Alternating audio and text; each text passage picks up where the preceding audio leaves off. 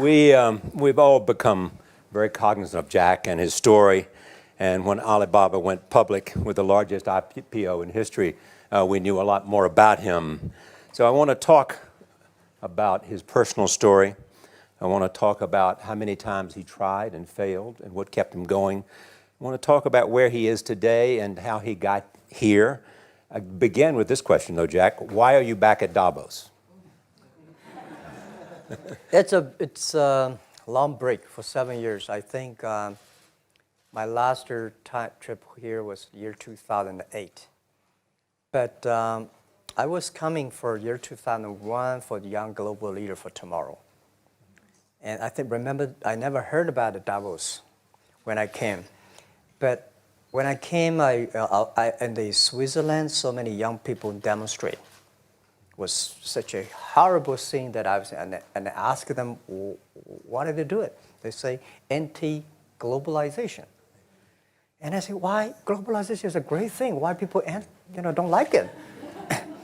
And then we come all the way for 2 hours here. There's a machine gun. There's people checking. I say, oh God, is that a forum or is that prison we're going to go? Is that? But when I joined the forum, at the Young Global Leader, I was thrilled by so many ideas.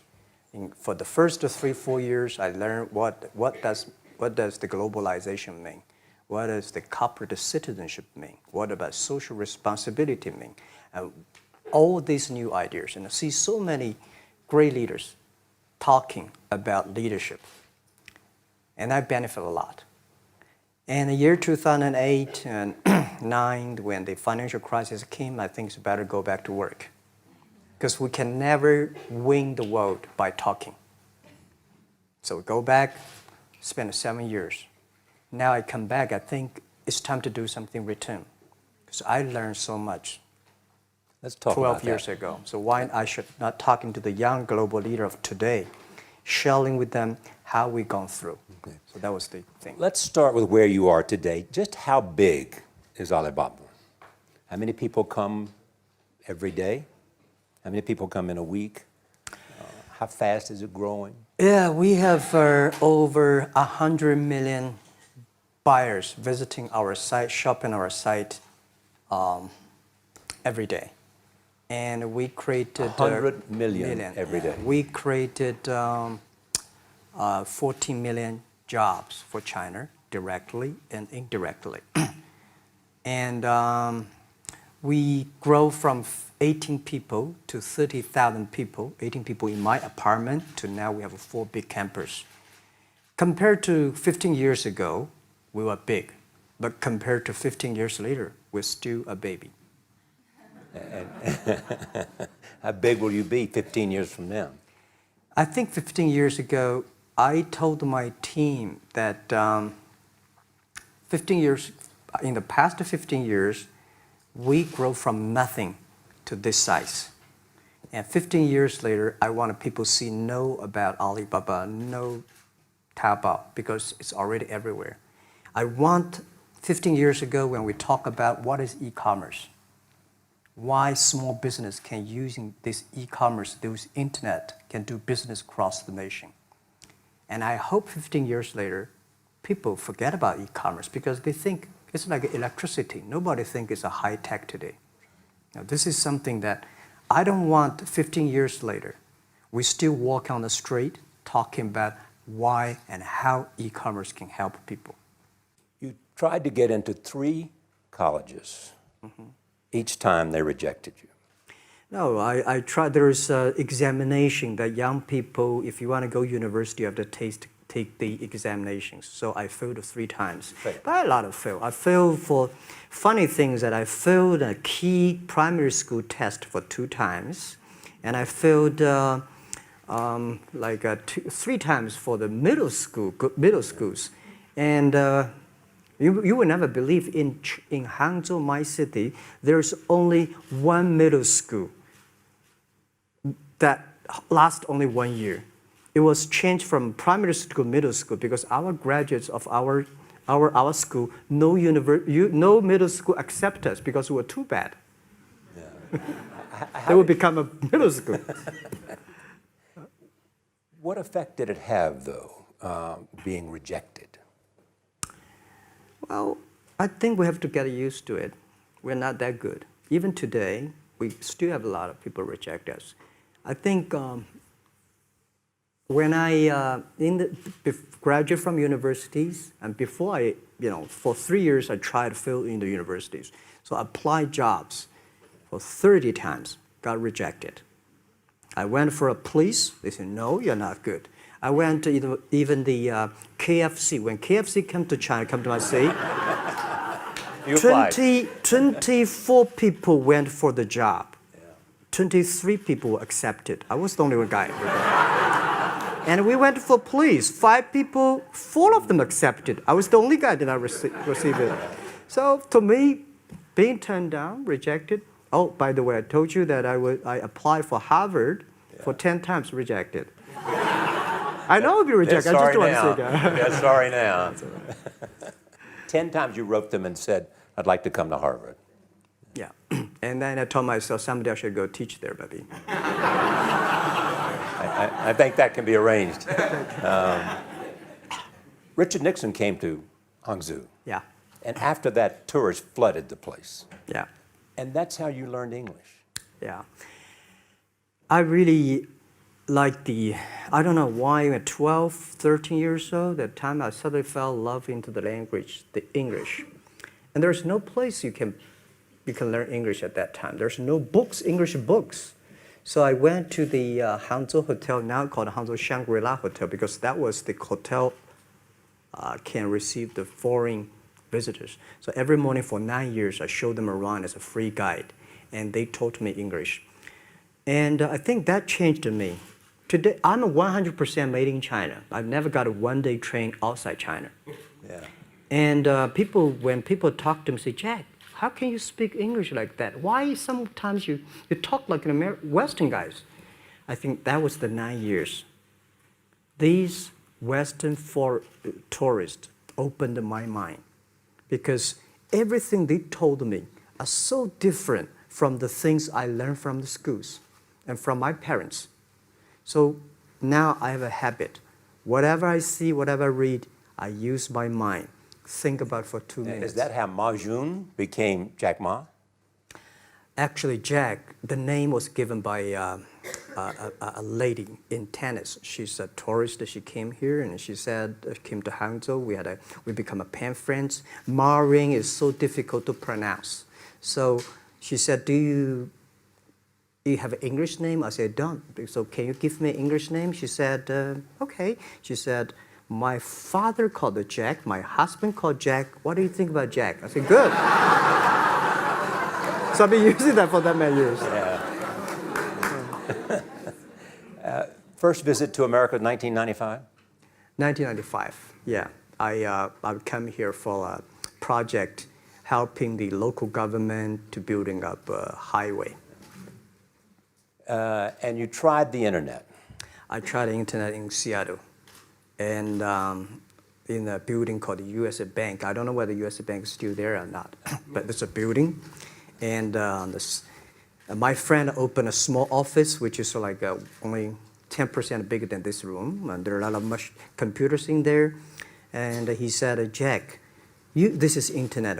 I asked, what is internet? He said, search whatever you want. At that time, they used Mosaic, very slow, right? Yeah. And I said, I don't use it. I don't want to type because computer is so expensive in China. If I destroy it, yes, I cannot pay. He said, just to search it. So I searched the first word, beer. I don't know why, because it's easy to spell, baby. And I see beers from Germany, beers from USA, beers from Japan, but there's no beer from China. And I say, okay, type the second word is China. No data. Nothing. And I said, 1995, no data about China. So I talked to my friend, why not make something about China? So we made a small, very ugly looking page called China. It's something like I did a translation agency, we listed on there. It was so shocking. We launched at 9:40 in the morning. 12:30, I got a phone call from my friend. He said, Jack, you got 5 emails. I said, what is email? And they say, these are the things. So people are so excited. Where are you? This is the first time I see a Chinese website on that. How can we can we do something together? So I think this is something interesting. So we should do it. Why did you call it Alibaba? Alibaba? Well, when I started, I think internet is global. We should have a global name. And a name that, interesting, like at that time, the best name is Yahoo. Right? So I've been thinking for many days, suddenly thinking Alibaba is a good name. So I happened to be in San Francisco that day. I did have a lunch, and the waitress came. I asked her, do you know about Alibaba? She said, yes. I said, what is Alibaba? She said, Open Sesame. Good. So I went on the street, asked about 10, 20 people. They all know about Alibaba, 40 Thieves, and Open Sesame. And I think this is a good name. And start with A. Whatever you talk about, Alibaba is always top. You have said before that in creating Alibaba, you had to create trust. Yeah. Because people in China were used to face-to-face. Yeah. How did you create trust? I think because we started out doing business on internet. I don't know you, you don't know me. So how can you do things online unless you have trust? So for e-commerce, the most important thing was trust. I think when I first went to USA for raising money, talking to the venture capitalists, a lot of people say, oh, Jack, no. China doing business by the guanxi. How can you do business on internet? And I know that without the trust system, the credit system, it's impossible to do business. So in the past 14 years, everything we do is trying to build up the trust system, the record system. Well, Charlie, I'm so proud today. When I talk to the young, today in China and in the world, people don't trust each other. The government and people and media and everybody think, this guy's cheating. But because of e-commerce, we finish 60 million transactions every day. People don't know each other. I don't know you, I send products to you. You don't know me, you wire the money to me. And I don't know you, I give a person a package, I don't know him. He took something to cross the ocean, cross the river, and send. This is the trust. We have at least 60 million trust happening every day. But you created it by creating an escrow account in the beginning. Yep. And so you keep the money until they got the product. Yeah. And then you release the money. That's true. I mean, the escrow service is about Alipay. When this idea, I would love Davos, because it was a big decision. Because for first 3 years, Alibaba is just like e-marketplaces for information. What you have, what I have, we talk a lot of time, but don't do any business. Because there is no payment. I talked to the banks. No banks want to do it. Banks say, no, this thing never work. So I don't know what to do.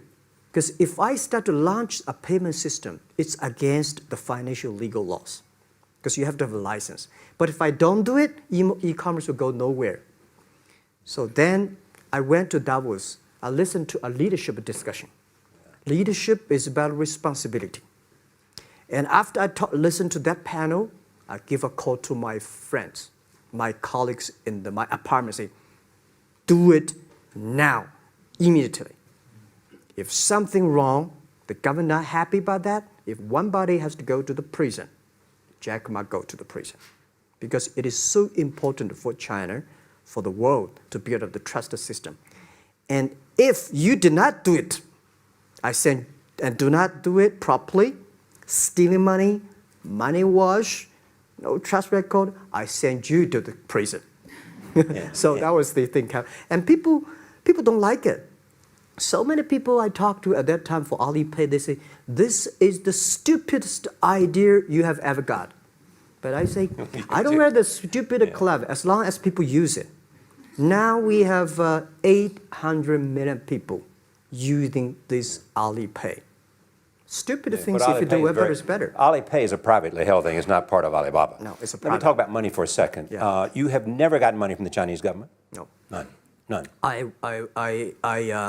want it at the beginning, and later I don't want it because I think if the company always think about picking money from out of the government pockets, that company is rubbish. Think about how can you make money from the customers and market and then help customers succeed. That's our philosophy. No money from Chinese banks? No. No. At that time I want, and now they want to give me, I don't want it. Yeah. All right. Your relationship with the government. Yeah. What's your relationship? I mean, if they didn't, here's what some say, that you have existed in an environment that's not, they have restricted competition for you. And that's a pretty good thing to do for a private company. Yeah. I think the relationship with the government for us is very interesting. For the first 5 years, because I've been working as a part-time jobber for a government organization called Ministry of Foreign Trade, 1997, for 14 months. And I learned that you should never rely government organization to do e-commerce. And I started a business. I told my people and team, in love with the government, don't marry them. Yes. Respect them. And a lot of people say, well, government officers talking about internet, the censorship and this, that, and they worry about. I think it's the opportunity, it's a responsibility talking to them. Tell them how internet can help. So you tell them we create jobs. Oh yeah, I think a lot of people debate and fight against them. And in the first 12 years, anybody come to my office, I sit down, talking to them, how we can help economy, how we can create jobs, why China will improve by the internet. I think because internet at that time is new to any government. And if you convince somebody, and you have the chance. So today I'm very talkative. That probably, this is why I talk to so many people. You were also seen in Hollywood. Yeah. What are you doing in Hollywood? Well, I like the Hollywood innovation and the digital background. I learned so much about the Hollywood movies, especially the Forrest Gump. You love Forrest Gump. I love Forrest Gump. Well, why do you like him? Simple. Never give up. Never give up. People thinking he's dumb, but he knows what he's doing. And I was very depressed the day, year 2002 or 3 in the States, when a bit earlier than that. I was very depressed when I could not find out a way for the internet. And I watched the movie in my friend's home, Forrest Gump. When I see him, I think, this is the guy we should learn from. Believe what you're doing, love it, whether people like it, don't like it, be simple. And like the word, life is like a box of chocolate. You never know what you can get, right? I never know I would be here talking to you and talking to Charlie Rose. I never know. But today I made it. I told my people in my apartment 15 years ago, guys, we have to work hard, not for ourselves. If we can be successful, 80% of the young people in China can be successful. We don't have a rich father, powerful uncle. We don't have $1 from bank, 1 cent from government. Just work as a team. So what do you worry about? I worry about it today. Young people, a lot of young people lose hope, lose vision, and start to complain. Because we also have the same period. Because when it's not a good feeling being rejected by so many people. We also depressed, but at least later we find that the world has a lot of opportunity. How you see the world, how you catch the opportunity. So, and the Hollywood gives me a lot of inspiration. You know? But you were out there for business. You were out there because you want to make movies and sell them. I want to make the movie for business-wise. We are e-commerce company. We have a lot of products that need logistic. But movie TV, these are things you don't need logistics system. And movie probably is the best product that can help Chinese young people to understand. Because one thing I told the Chinese people, my friends, in American movie, all the heroes at the beginning, they look like a bad guy. Terrible things coming, they become a hero. And finally, they all survived. China, if you're a hero, all the hero died. So, because only dead people become the hero. So nobody want to be the hero. So you want to change the Chinese definition of hero? Yeah, I want to say hero. Today we have so many heroes live in this world. China today, are you worried the economy slowed down? No, I don't worry about it. I think China is it's slowing down is much better than keep on 9%. China today is the second largest economy in the world. It's impossible to keep 9% of the growth.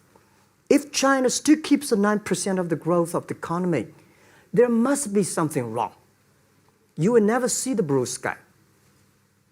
And you will never see the quality. China should pay attention to the quality of the economy.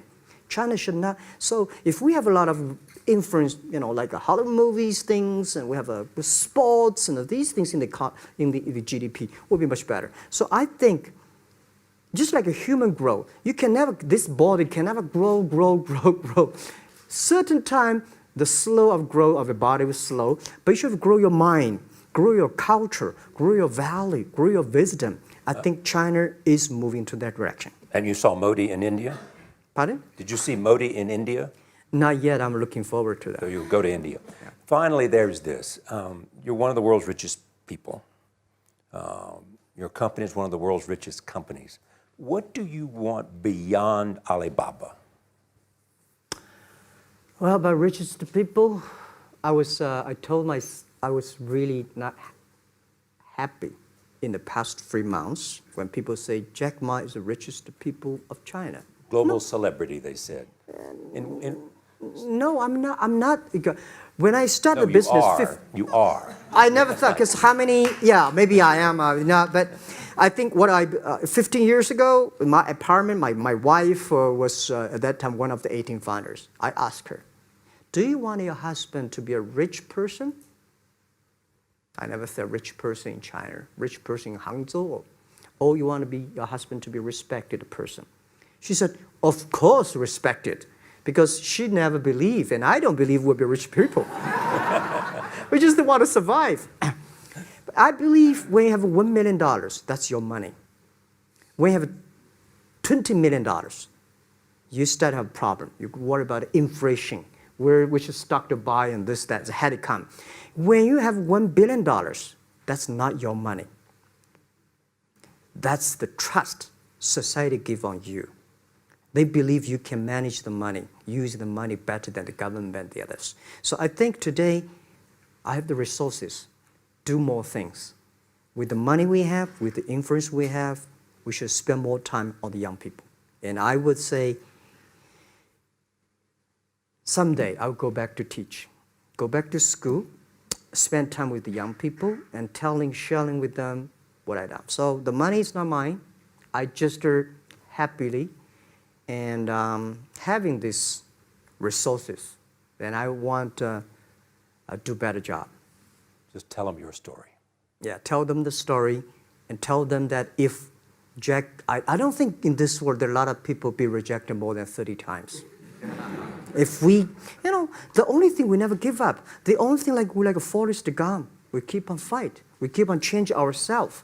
We don't complain. Whether you were successful or not successful, I find that people, when they finish the job, if they make the mistake, if they fail, if they always complain the others, this guy will never come back.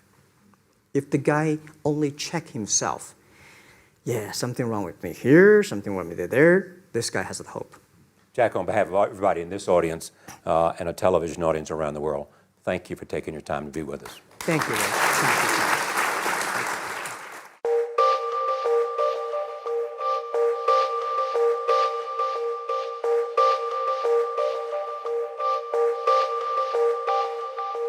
Thank you.